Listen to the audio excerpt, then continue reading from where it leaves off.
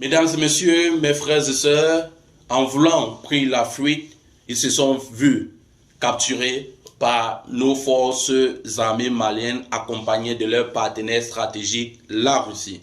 Mesdames et messieurs, c'est toujours un réel plaisir de vous avoir sur notre chaîne. L'éveil du peuple africain, c'est maintenant. Et notre chaîne a une ligne éditoriale, celle d'apporter, n'est-ce pas, des informations susceptibles de booster le moral des troupes, susceptibles d'apporter un état d'esprit élevé à nos forces qui sont sur le terrain. Alors, si vous épousez notre ligne, abonnez-vous tout simplement, activez la cloche de notification, partagez nos vidéos. Si vous ne pouvez pas partager, laissez juste des likes. D'ailleurs, vous allez vous en rendre compte. Si vous pouvez lire les commentaires sur nos différentes sorties, vous allez voir à quel point le peuple malien nous fait confiance parce que nous relayons des informations qui sont vérifiables, nous relayons des informations susceptibles d'apporter un surplus, nous relayons des informations que vous pouvez vous-même à votre niveau vérifier si cette information est juste ou non. Lorsque je dis ceci, je reviens à l'essentiel. La descente musclée de nos forces sur le terrain ces derniers temps est juste incroyable, est formidable.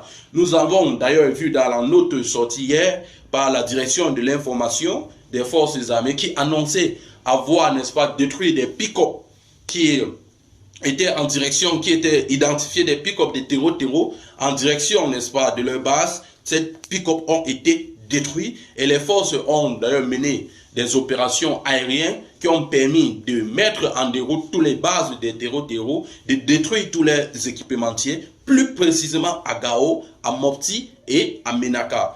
Mesdames et messieurs, c'est juste formidable ce qui se passe au Mali ces derniers temps. Et nous implorons nos forces à continuer dans ce dynamisme, à continuer avec cet esprit enthousiaste, à continuer avec ce mental en acier et leur dire à quel point le peuple est de leur côté, leur dire à quel point le peuple, n'est-ce pas, les envoie des ondes positives parce que vous devez, rassurez-vous, ces forces nous lisent, ces forces regardent ce que nous publions et je vous appelle à faire très attention à la manipulation de l'information. Ce que je relaie ici avec les preuves, certains médias ne vont pas vous relayer cela.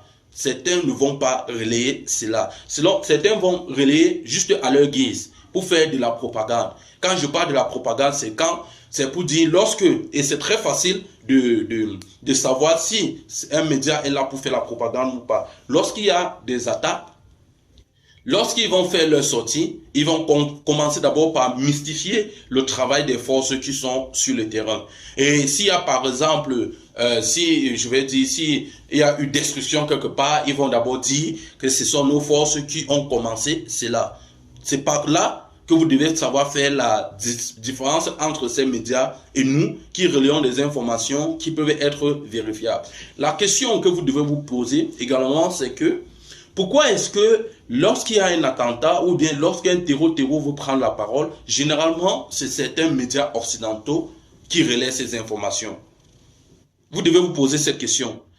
Et c'est que vous devez encore avoir dans l'esprit, si vous faites une analyse un peu approfondie, si vous essayez un peu de lire entre les lignes, lors des récentes attaques observées le 25, la question qu'on devrait se poser, c'est comment est-ce que ces gars ont su de la présence du général Sadio Camara dans le camp?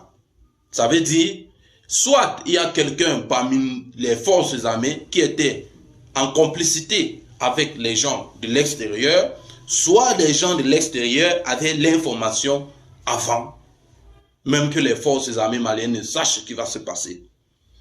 Parce que, figurez-vous, ce jour, il y a eu 4 attaques qui se sont passées simultanément, presque au même moment. À Kidal, à Gao, à Menaka et à Sévaré.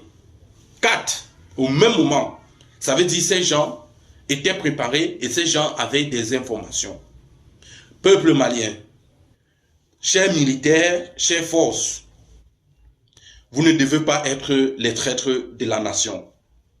Nous ne devons pas nous battre pour la souveraineté et c'est encore nous qui piétinons cela. L'ennemi caché dans l'ombre ne peut pas être celui qu'on voit chaque jour et qu'on nourrit. Non, non, nous disons non. Si vous sentez à un certain moment que vous ne pouvez pas vous battre pour la souveraineté de l'État, alors laissez ceux qui peuvent se battre continuer la bataille. parce que nous en avons marre. La souveraineté, tous les pays membres de l'AES en ont besoin et c'est maintenant ou à jamais. Vous devez faire confiance à nos forces armées maliennes.